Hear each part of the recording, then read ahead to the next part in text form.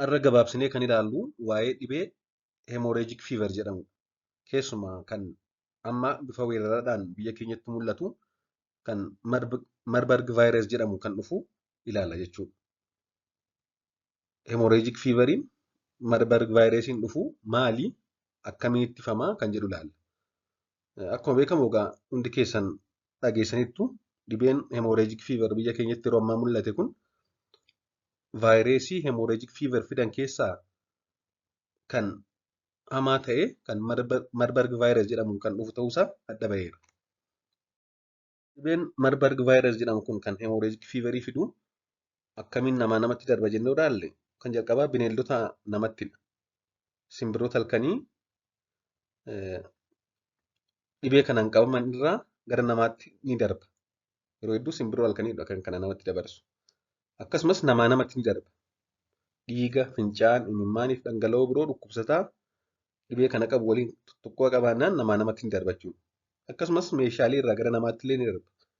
Meeshaalee dhangala'aan namaa kan dhibichaan qabame fakkeenyaaf yoo namichi dhibichaan qabamee jiras ta'e du'eeras yoo ta'e nama sana keessa kan ba'u yoo tuttuqqaan fakkeenyaaf lilmoo, uffata, meeshaalee biroo uffata adda addaa irra ciisnu kanaan nu tuqeera ta'e nutti darbuu danda'a.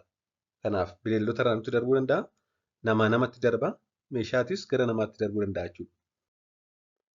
Mallattooleen dhibee kanaa dhibeen kun erga namatti darbee booda yeroo hedduu guyyaa 5 hanga guyyaa 9tti mallattoon agarsiisu.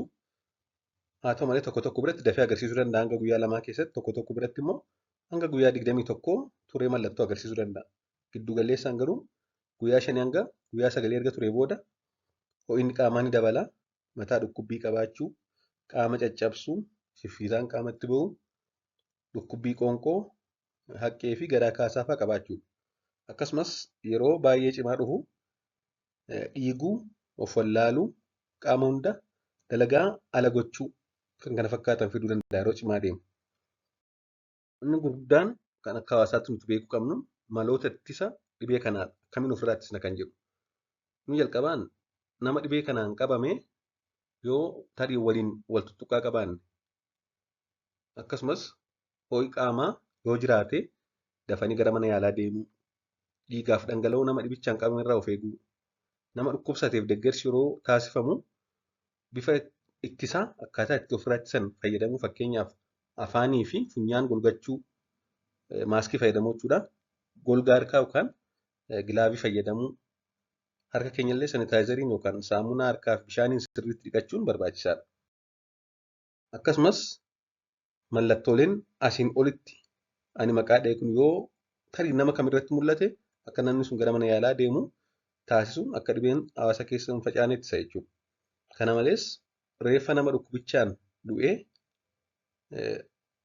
ogeessaan qopheessuu fi awwaaluu reeffa sanarraa namatti darbuu danda'a waan ta'eef sirnoota awwaalchaa hin barbaachifne irraa of eeguu meeshaalee tuttuqaman dhabamsiisuun barbaachisaadha.